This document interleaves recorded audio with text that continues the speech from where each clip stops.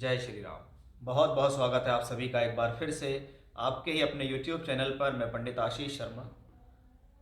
बुद्धि, ज्ञान, लॉजिक, शिक्षा, तर्क और व्यापार के कारक ग्रह बुध देव ब्रह्मांड में बृहस्पति की मीन राशि में जाने वाले हैं, जहां पर ये ग्रह नीच के हो जाते हैं। जहां एक तरफ बुध को बुद्धि से जोड़ा गया है तो बृहस्पति को ज्ञान से जोड़ा गया है।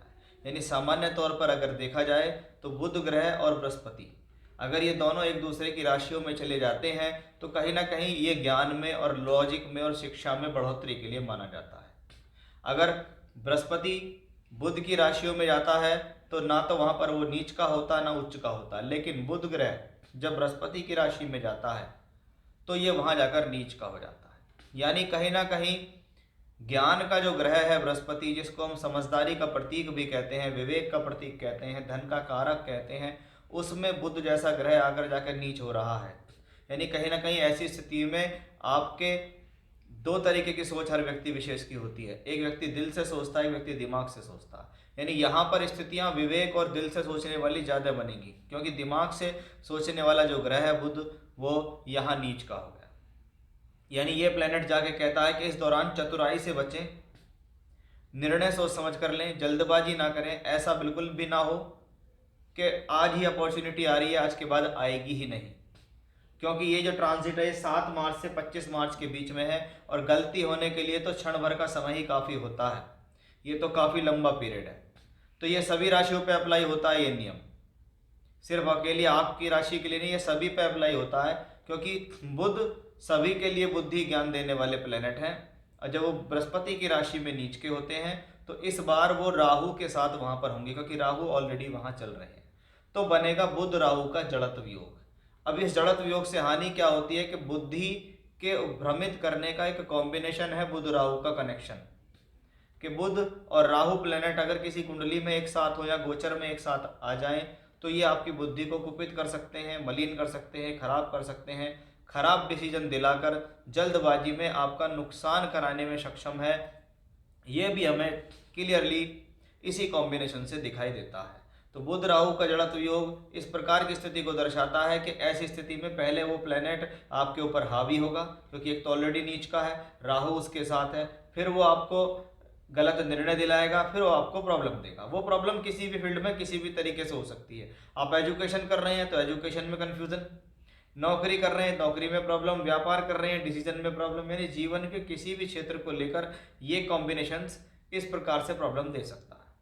अब किन लोगों पर इसका खासा देखते हैं कि कन्या राशि के जातकों पर इसका क्या प्रभाव होने वाला है। इसमें बहुत विशेष बात क्या है कि कन्या राशि आपकी ही राशि के स्वामी जो हैं बुध हैं, वही नीच के हो रहे हैं, वही राहु केतु एक्सेस पे आ रहे हैं। और जब राशि की बात करते हैं तो राशि का मतलब होता है आपका स्वभाव, आपकी मेंटेलिटी, आपके सोच और आपके विचार। चंद्रमा से राशि रिप्रेजेंट होती है और चंद्रमा किसी भी कुंडली के लिए, किसी भी व्यक्ति विशेष के लिए सबसे ज़्यादा महत्वपूर्ण ग्रह है। कि आज आपके मन में कोई सवाल उठा है तो शरीर उसके प्रति प्रतिक्रिया करनी शुरू कर देता है। कि मेरा मन कहता है कि मैं ये खा लूँ, तो तुम उठकर जाते हो, बाजार से जाते हो, सामान लेके आते हो, उसे खाते हो, सबसे पहले मन में विचार आता है, बॉडी उसके साथ काम करती है। यही एग्जैक्टली चीज यहाँ पे है कि जब आपकी राशि और आपके कर्मों को रिप्रेजेंट करने वाला ग्रह एक ही हो, वो बुध राहु केतु एक्स में हो, वो नीच का हो जाए, तो सावधानी सबसे पहले जरूरी हो जाती है कि भाई मेरी राशि का मालिक नीच का होके सप्तम भाव में राहु केतु एक्सेस पे गया। तो सबसे पहला प्रभाव कि 7th हाउस में बुध राहु केतु एक्सेस में नीच का हुआ है, तो इस दौरान अपने रिलेशन यानी खास तौर पे फैमिली रिलेशनशिप्स, अपनी मैरिड लाइफ का विशेष ध्यान रखना है। दूसरा, राशि का मालिक सप्तम में है, अपने को वापस देखता है, यानी हेल्थ इश्यूज तो कोई आएगा नहीं, कोई बड़ी प्रॉब्लम तो आएगी नहीं, और अगर आएगी तो राशि का मालिक उसको देखता, उन चीज़ों को वो सॉर्ट आउट या सॉल्व करने में सक्षम होगा। लेकिन जब राशि का मालिक ही नीच का हो जाए राहु केतु में, तो भ्रमित होने के चांसेस बढ़ जाते हैं, कंफ्यूज होने के चांसेस बढ़ जाते हैं, निर्णय गलत होने के चांसेस बढ़ जाते हैं, एजुकेशनली अपनी ही गलतियों से प्रॉब्लम आना, इकोनॉमिकली अपनी गलतियों से प्रॉब्लम आना, प्रोफेशनली काम या नौकरी को लेकर अपनी ही वजह से कुछ गलती करके नुकसान करना, इसकी संभावना बढ़ जाती है, क्योंकि वो ग्रह नीच भी है, राहु के साथ जड़त्व योग बनाता भी है। इसलिए एक बड़ी सावधानी के साथ आपको इस दौरान चलना है कि ये प्लैनेट तब तब एक्टिवेट होगा जब जब आपको की बुद्धि के अंदर प्रॉब्लम आनी शुरू होगी।